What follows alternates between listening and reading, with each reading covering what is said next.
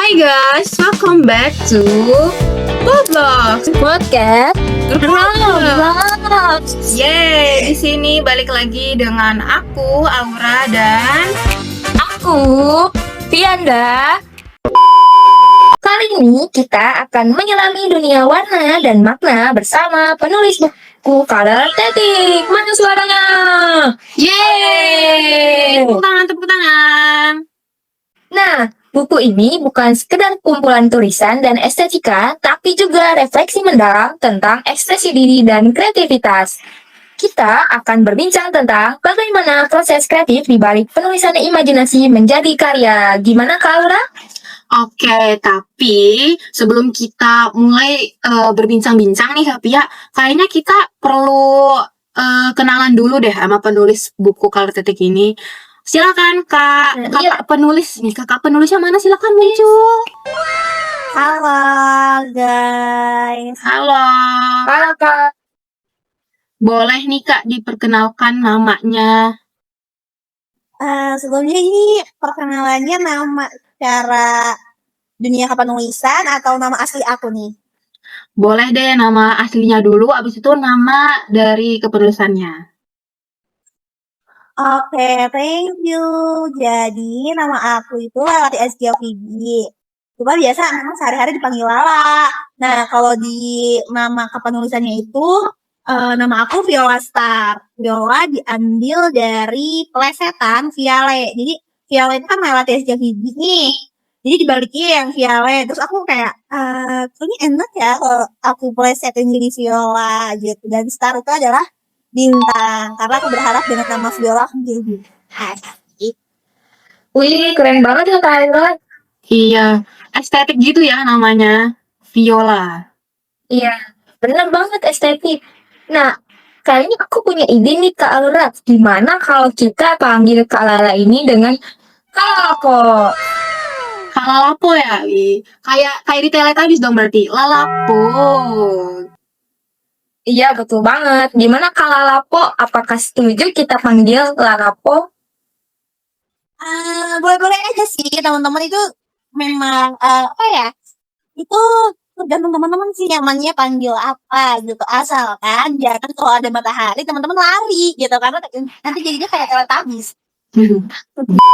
Nah, jadi hari ini kita mau ngulik-ngulik tentang buku yang dibuat Kak Lalapo nih. Nah, aku sendiri ada pertanyaan ke Kak Lalapo. Bagaimana sih Kak Lalapo bisa menulis buku Color Tetik ini? Apalagi kan namanya unik banget ya, Color Tetik. Nah, apa sih yang menginspirasi Kak Lalapo ini? Oke, nice teman-teman. Inspirasi ya. Inspirasi itu simpel sih, karena kan waktu dulu kan lagi hype-hype itu AU gitu kan, Alternative Universe. Yang mana itu tuh ceritanya pakai bias-biasnya kita, orang-orang yang kita idolain gitu. Awalnya kita inspirasi dari situ. Terus aku bikin dulu tuh ada yang namanya MCT 2020. Jadi aku bikin dari castnya tuh MCT 2020. Jadi tokoh-tokoh itu ada 23 orang sama satu cewek yang aku ambil dari Espa. Gitu sih sebenarnya inspirasi awalnya. Cuma untuk jalan ceritanya itu aku terinspirasi dari kisah cinta aku dan kisah cinta teman-teman aku yang ada yang selingkuhin, ada yang ternyata jadi selingkuhan, ada yang backstreet, ada yang LDR, ada yang toxic gitu tahun alurnya. Dan juga ada permasalahan keluarganya, terus permasalahan pertemanannya, ada gengsi-gengsinya, kayak gitu tuh lebih ke relate di kehidupan nyata sih.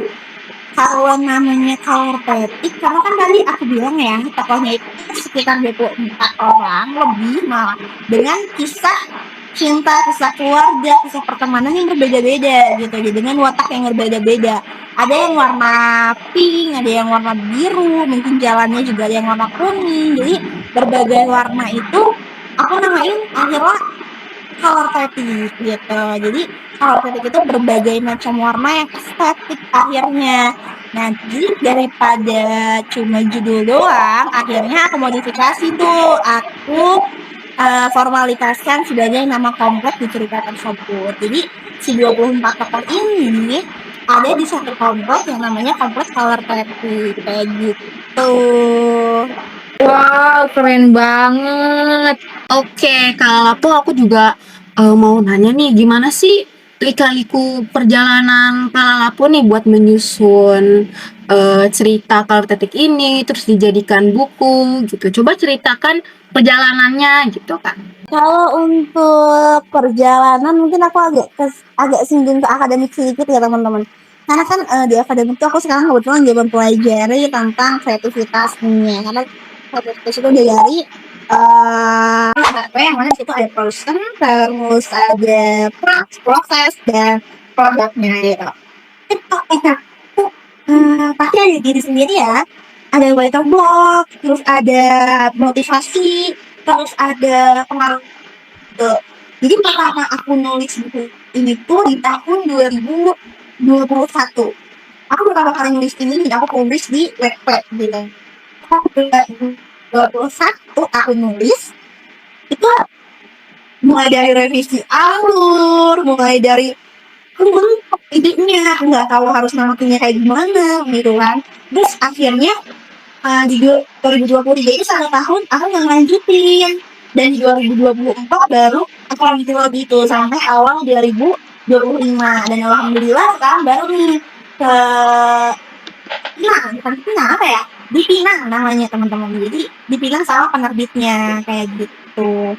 Jadi ini sangat exciting tuh guys. Oke. Wow. Oke, berarti Keren banget. ada mentoknya gitu ya Kak, ada mentok kayak lanjut atau enggak ya bikin bukunya gitu. Ya, itu fase yang sangat amat normal untuk penulis gitu sebenarnya. Sebenarnya bukan penulis juga ya, seorang pelukis juga pasti ada fase mentoknya gitu. Dan jadi yang aku paham itu dia nyambung ke personnya gitu, ke diri akunya sendiri. Aku bingung mau kayak gimana, mau gimana. Nah untungnya aku dapat motivasi dari teman-teman aku. Jadi motivasi teman-teman aku tuh kayak mereka tuh bilang, gue nungguin nih buku lu gitu ada di Shopee, gue nungguin nih buku lu ada di Gramedia. Nah dari situ baru aku kayak oke, gue harus namatin buku gue harus namatin buku gue. Jadi kayak termotivasi gitu loh. Jadi dari faktor lingkungan, presnya gitu, teman-teman aku, orang tua aku itu support banget untuk menulis. Makanya ketika aku menemukan mentok tuh fase yang mana aku kehilangan ide itu tuh bukan jadi yang membuat aku menyerah, karena dukungan dari lingkungan sekitar tuh sangat amat membantu aku kayak gitu.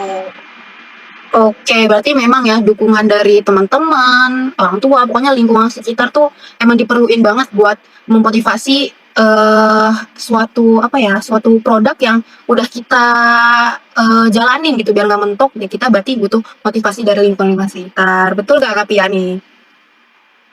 Betul banget. Nah, aku juga mau nanya deh Kak Lalapo. Kalau Kak Lalapo sendiri hobinya tuh sejalan nggak sih sama yang sekarang ini gitu kan? Kak Lalapo nih sekarang jadi penulis gitu. Emang itu hobi dari awal atau ada hobi lainnya gitu? Oke, kebetulan dari aku SD itu aku sangat suka sekali sama yang namanya mata pelajaran bahasa Indonesia. Apalagi kalau babnya cerpen gitu. Nah, jadi kalau dibilang hobi, ini sangat amat hobi aku. Ini sangat amat passion aku gitu. Bahkan sebelum masuk ke jenjang universitas, aku tuh sebenarnya pengennya sastra Indonesia gitu. Jadi lebih ke sastra-sastraan. Dan ini emang suatu bentuk ekspresi aku ketika aku marah, ketika aku sedih, ketika aku galau, kecewa. Jadi ini salah satu bentuk ekspresi aku kayak gitu. Oh, keren banget ya Kak Lalapo ini. Nah, aku juga mau nanya lagi nih, ada tips gak sih buat kita-kita ini yang sedang mencari atau mengeksplorasi kreativitas kita atau bakat kita gitu? Harus bagaimana? Ada gak sih Kak tipsnya? Boleh dong di-share ke kita-kita. Oke, tipsnya ya, aduh lumayan berat nih. Karena kan kalau dari 4 yang aku pegang nih ya, yang pertama itu kan person, jadi dari diri kamu sendiri gitu. Jadi dari diri kita sendiri, ide itu muncul dari diri kita sendiri gitu. Yang eksekusi pun sebenarnya kita, yang menjalinnya pun kita. Cuma memang lingkungan kita tuh sangat amat mendukung. Jadi sebelum kalian menciptakan sesuatu, karena sebenarnya ketika kalian menciptakan sesuatu tuh kalian juga perlu temen diskusi gitu kan. Jadi biar nggak mentok-mentok banget, biar nggak nol banget gitu. Kalian ada ide untuk membuat A, tapi kalian kalian juga pasti butuh teman diskusi. Jadi kayak ini menurutku ini yang kak ini bagus nggak ya, kalau kayak gini gini gini bagus nggak ya, karena aku juga kan waktu awal-awal bikin cerita Color Panic tuh ada satu teman yang selalu aku ganggu gitu, selalu aku ganggu dalam tanda kutip. Aku selalu bertanya ke dia, menurut lu kalau alurnya gue kayak gini gini gini bagus nggak ya? Jadi sebelum kalian mengemukakan ide, pastikan dulu lingkungan kalian itu mendukung. Nah kan ini kita bicara ketika kita sudah dewasa ya, kita sudah bisa menempatkan kayaknya si A nih judgmental banget deh, kayak gue kayaknya kalau cerita ke dia pasti bakal diiniin deh gitu. Jadi kalian udah punya apa ya, feeling gitu. Kalian udah punya feeling kalian harus kayak gimana, kalian harus seperti apa gitu. Jadi yang pertama itu menempatkan diri kalian di sebuah lingkungan yang dimana lingkungan itu mendukung menurut kalian. Nah lalu yang kedua, jangan takut dan jangan ragu kepada diri sendiri.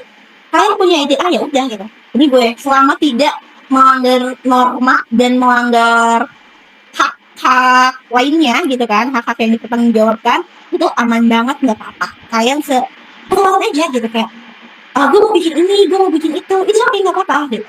Yang penting itu masih dalam tanda kutip normal. Normal tuh kayak tidak melanggar hak-hak yang dipertanggungjawabkan kayak gitu. Terus yang ketiga, kalian eksekusi sih. Kalian punya ide, tapi kalau misalkan kalian gak jalan tuh kayak percuma. Idenya tuh kayak mentok di situ-situ aja gitu. Jadi kayak proses kalian tuh gak ada gitu loh teman-teman. Jadi kayak yaudah gitu, mentok di ide doang gitu, gak jadi hasil, gak jadi produknya. Wow, jadi kalau kita punya ide, tuangin aja gitu ya, nggak apa-apa, nggak usah malu-malu ya nggak sih? Kan kalau ya, Iya, jadi ya selama perjalanan menulis buku itu, kalau ada cerita lucu. nyelenehnya nggak sih atau lucu gitu? Jadi kan buku aku ini kan tokoh-tokohnya itu tokoh 24 di Color Panic itu inspirasi dari idol-idol yang aku suka, aku stan gitu, aku ikutin. Pas mau naik terbit, naik cetak si buku ini, aku dengar kabar salah satu tokoh yang terinspirasi dari idol ini tuh idolnya gitu, idol yang jadi salah satu inspirasi aku ini, dia ditahan ternyata di penjara karena kasus, sorry ya teman-teman, kasus kekerasan seksual. Di situ aku udah yang kayak aduh gimana ini, aduh gimana ya, aku hapus aja ya di tokoh ini, tapi nanti nggak enak alurnya gitu. Jadi nggak apa ya, nggak selaras gitu aku dari awal buat. Akhirnya ya udah nggak apa-apa, karena emang beda narasi juga kan, nggak semua orang tahu kalau tokoh aku ini terinspirasi dari dia. Jadi ya udahlah ya, jadi aku tetap lanjut. Gong banget gak sih tiba-tiba ada idol yang melakukan skandal yang wow gitu? Pasti sakit hati banget. Kita juga nggak tahu ya ada masalah apa di kedepannya gitu. Jadi emang mungkin itu salah satu hambatan ya, salah satu hambatan Kalalapo. Oke, kita udah nggak kerasa kita udah di penghujung acara nih guys. Tapi sebelum kita menyelesaikan bincang-bincang ini, aku mau ada satu pertanyaan untuk Kalalapo. Kira-kira nih, ada gak sih satu pesan untuk para pembaca buku Karatetik nih? Kira-kira ada nggak Kalalapo? Kalau pesan pastinya ada sih. Mau aku sampai di sini aja nih kak? Boleh dong, sampai dong kak. Oke, buat leaders aku di luar sana, thank you so much. Terima kasih banyak sudah selalu mengikuti Color Panic sampai cetak. Semoga nanti ada cetakan-cetakan berikutnya. Dan teman-teman semuanya di luar sana yang sudah habis membaca, ambil baiknya dan tinggalkan buruknya, karena kebetulan ini adalah buku Genzi, jadi barangnya itu sudah baik dan buruknya. Jadi ambil baiknya dan buang-buang buruknya. Dan kalian para penonton podcast ini, kalau penasaran nih gimana sih cerita dari buku Karatetik ini, bisa banget kalian beli langsung. Di mana kak belinya? Coba kasih tahu beli di mana buku-bukunya kak? Ya kan di mana tuh? Oke, kalian kalau kalian mau beli bukunya itu ada di Google Playbook ya. Di Google Playbook sekitar 50-an gitu. Atau kalian mau pegang cetaknya ada di Shopee, Lintang Influence, karena penerbitnya itu Lintang Influence. Jadi satunya Lintang Influence sekitar 98 kalau. Oh ya guys, catat, jangan lupa catat di mana kalian mau beli bukunya. Ini benar-benar sangat insightful ya, guys. Betul, betul, sangat insightful dan banyak banget manfaat yang bisa kita ambil dari pembicara kita. Sebelumnya terima kasih kepada Kak Lalapo atas bincang-bincang yang penuh warna dan makna. Semoga Color Tetik bisa menjadi inspirasi bagi banyak orang. Amin. Terutama untuk berani mengekspresikan diri dan menemukan bakat mereka melalui estetika dan refleksi. Sampai jumpa. Bye.